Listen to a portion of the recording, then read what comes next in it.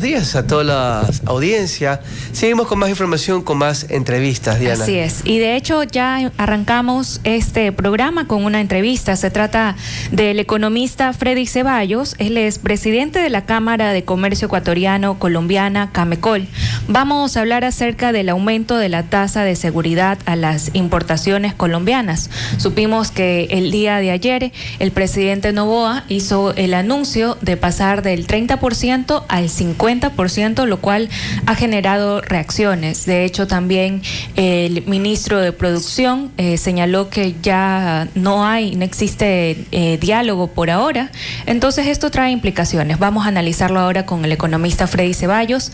Bienvenido acá a Voces y Opiniones, economista.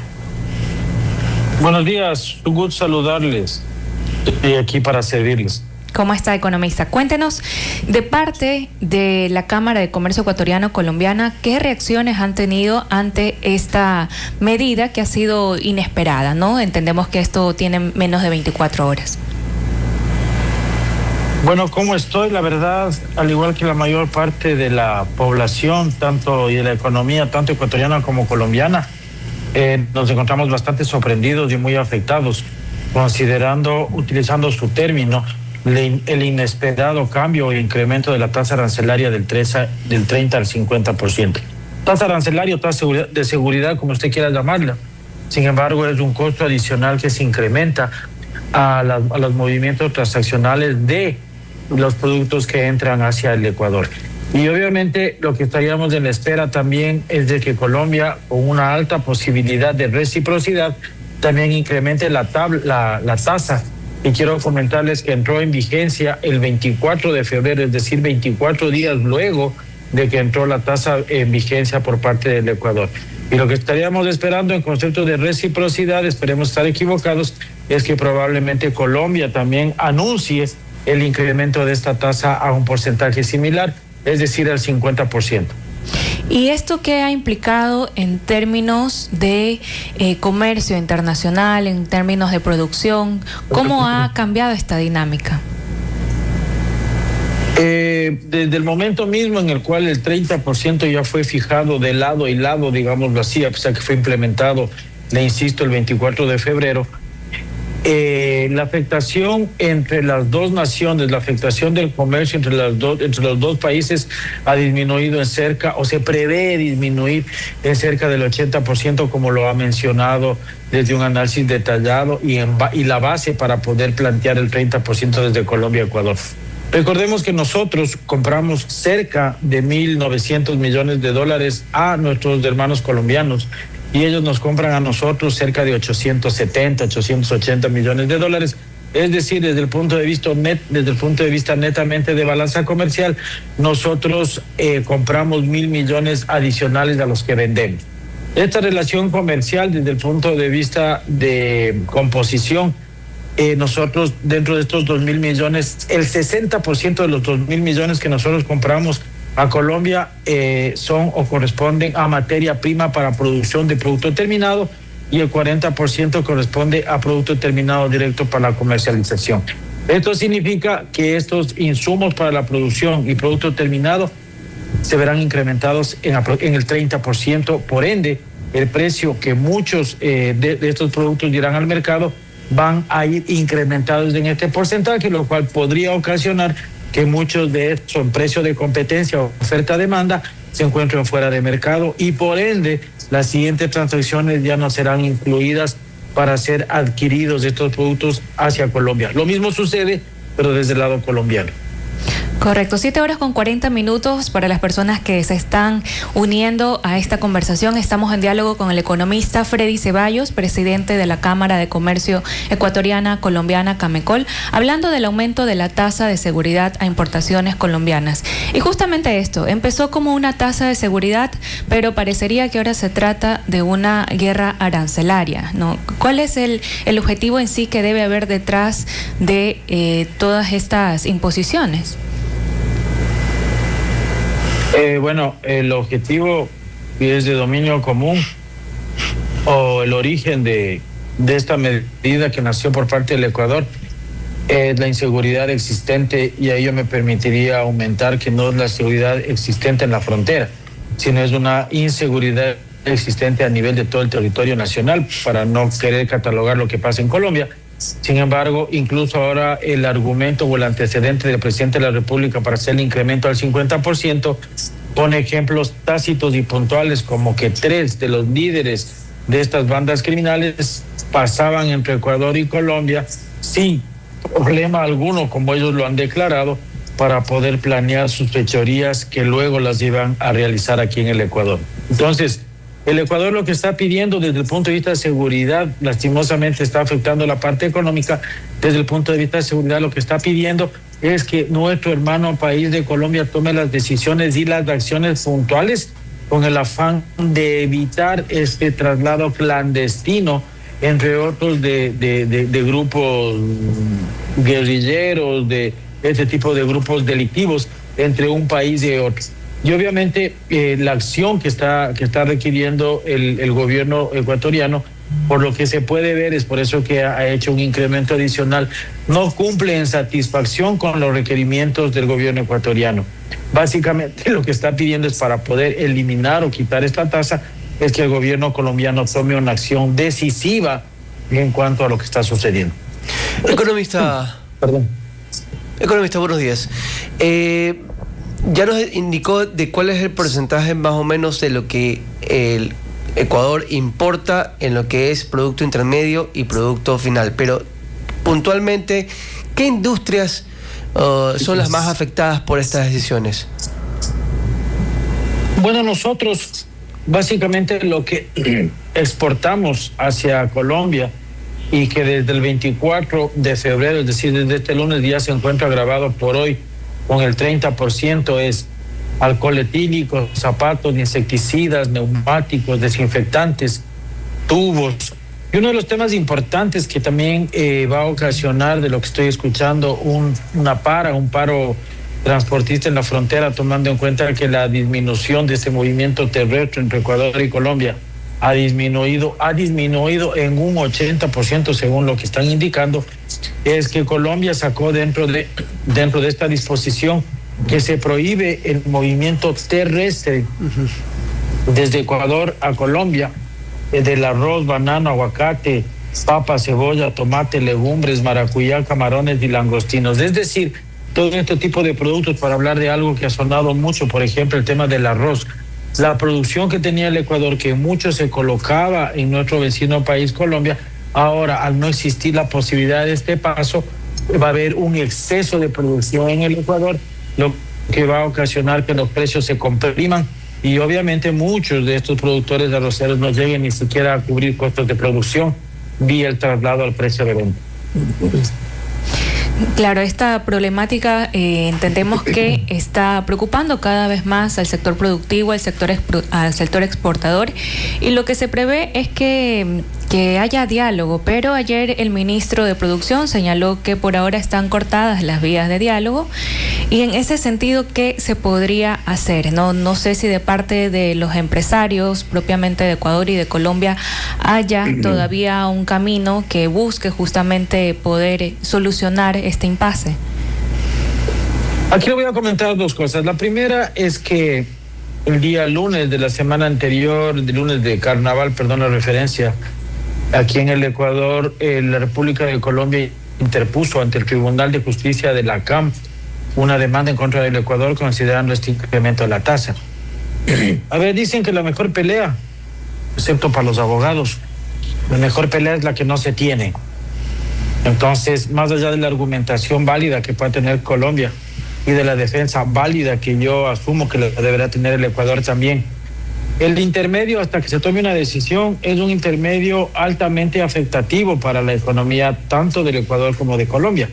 Nosotros, desde el punto de vista de las cámaras y de gremios, tanto nacionales en el Ecuador como nacionales en Colombia, considero que se ha hecho todo lo racionalmente posible, considerando y poniendo sobre la mesa a los dos gobiernos de cuáles son los efectos y consecuencias de esta medida afectativa, repito, a la economía de los dos países.